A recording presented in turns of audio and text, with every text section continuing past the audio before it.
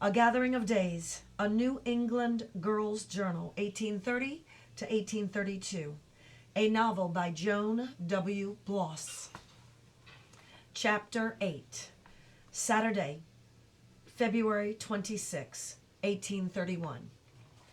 Saying it takes one's mind from the cold, Cassie's mother says every winter would be improved by such a dispute, and nearly each winter has one. A heated argument? Asks Cassie's father, and winks at that. Midst merriment, which rather concludes the discussion. Now must the teacher look for new lodging, the M's being loudest and first to condemn him, and where he is living besides. And where he's living besides. The Shipmans have offered to take him in. However, they, Shipmans, demand to be paid. The M's point out they've defaulted not, and thus deserve the full fee for the unexpired term. Father says this poor nation of ours can scarce expect its affairs in order, so long as New Englanders, being what they are, care more for cash than scruples. Sunday, February 27, 1831. Teacher Holt sat with the Shipmans at services today. Father says that when he is done with the spindled maple wood chair, he'll not make a candle stand after all, but rather another matching chair to keep it company. Would not a chair want that, he jokes, same as a mortal being? Tuesday, March 1st, 1831. A delegation came around to the Shipmans, and now the matter of Teacher Holt is as good as settled. Hereafter in school, we'll read only such texts as the town approves. The M's will receive one half the due board, the rest of it going to Shipmans. As this leaves the Shipmans some dollars short, the teacher has pledged to Cassie's father that he shall work so and so many days, come time for plowing and planting, to satisfy the debt. The Shipmans were well pleased. What farmer's household needs not more help, and some cash besides? 'Tis certain they have more chambers than they use, despite Aunt Lucy's visit. I had the wish Teacher Holt might come to us. This was not proposed. The sun, I think, has acquired some warmth. Now when it filters through trees still bare, it pits the snow beneath. Cassie says she saw 2 robins, the very first of the season. Tradition has it that luck will be hers, but spring, I think, suffices, and spring comes to us all. Wednesday, March 9th, 1831. How welcome is the pretty bird who sits upon the tree, nor would I ask for gold or silver, strike through silk, as spring is wealth for me. C. H. Friday, March 11, 1831. Joshua Nelson was thrashed again for sleeping over his books. I know that I should die of shame, but he will ever make light of it and grins when it is over. So what does it serve? I challenged Cassie. Those who fear it avoid the lash, while those who mind not, mind not. We sometimes consider that we will be teachers, if only in the summer months when females are employed. My mother was a teacher before she married. She used to tell how she met my father, being boarded at a farm near his, and much preferring his company to that of the cruder household at which she was lodged by the town.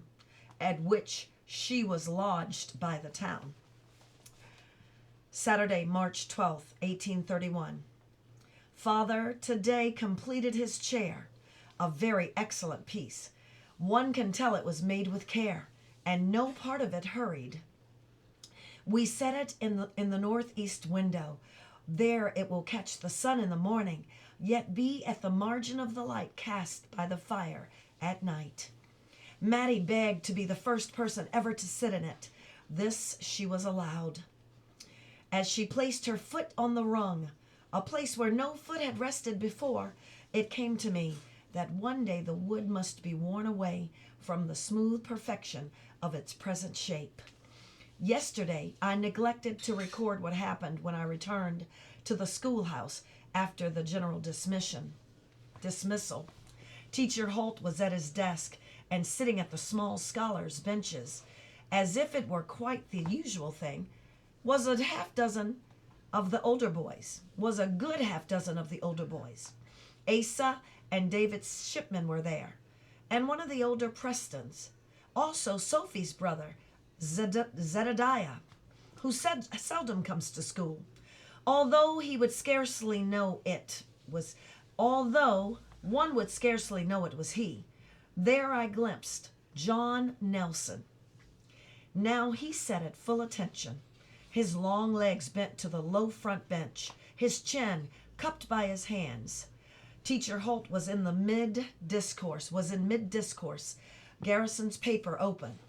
Catching sight of me, he paused, as if he might be of help, and then without a blush of shame resumed his exhortation. Cassie, when I told her of it, said that everyone knows but me, and how had it escaped me? Teacher Holt abides by his promise not to teach within school hours, text not approved by the district, but after school is a different case, or so he reasons it out. Thus is the letter of the promised obeyed, while in their spirit the man and his scruples are not compromised. The district mayn't like it, but they're naught that they can do. There's naught that they can do. Thursday, March 17, 1831. The sap, they say, is running in the better sheltered trees. No sooner had the word come round, none of ours being so favored yet, than we must fetch the buckets out for scalding, for new use. I think there was never a gladder sight, or a more certain sign of spring, than pails up-tilted to the sun on the south side of the house. Although yard and road are boggy in places, yet in the deeper part of the woods is there a foot of snow. 'Tis there they will take the oxen tomorrow, their very passage with drag logs behind, serving to clear a path to the camp, where we'll have the sugaring off. Friday, March 18th, 1831. Today I am 14 years old. While I prepared our midday dinner, Father came to talk about the day that I was born. He remembers well it had snowed 9 inches just the night before my birth, and 10 the day preceding. Most of the previous snow had melted, and they'd had flooding on River Street down in Holderness. The sun's first rays came into the room as I came into the world. They'd wrapped me well in there. With my mother, I lay in the room which they'd planned for the purpose and called the borning room. Later, my mother died in that room, but none ever called it a dying room that I heard tell about. I do not like to think of it. Her face that had gone on, a sudden old, and all its color gone. Father this morning was full of good cheer, and told how proud and happy they'd been, the house being newly completed, and now graced with a child. He had 3 acres mowing, he says, and half of one arable, one each of horse and cow and ox. The latter my mother had nursed to health when no one else was able. The horse died just before she did, was injured, sickened up and died. We never got another. The whole first year, they had only a table, some benches my mother had brought from her home, and a pot for cooking. Saturday, March 19, 1831. Today the men went into the woods to tap the trees and hang the buckets which we had readied by sunning and scalding, and then had loaded on to the cart for transport to the camp. We, Maddie and I, and shipmen children, assisted as we might. Little Willie was excluded from this, being still too small to go to the woods, to his great disappointment. Even as the taps were placed, the men doing this throughout the groves, the boys cut pines, which we then used to recover the shanty. They expect to start the fires tomorrow when the Sabbath ends. 'Tis is a well-known New England tradition, sprung from a mountainous land, start the Sabbath by the almanac, but end it when the western hills first lay claim to the sun. Thus are the Saturday hours prolonged, while the desire's reverse effects is applied to the Sabbath's duration. The end of chapter 8.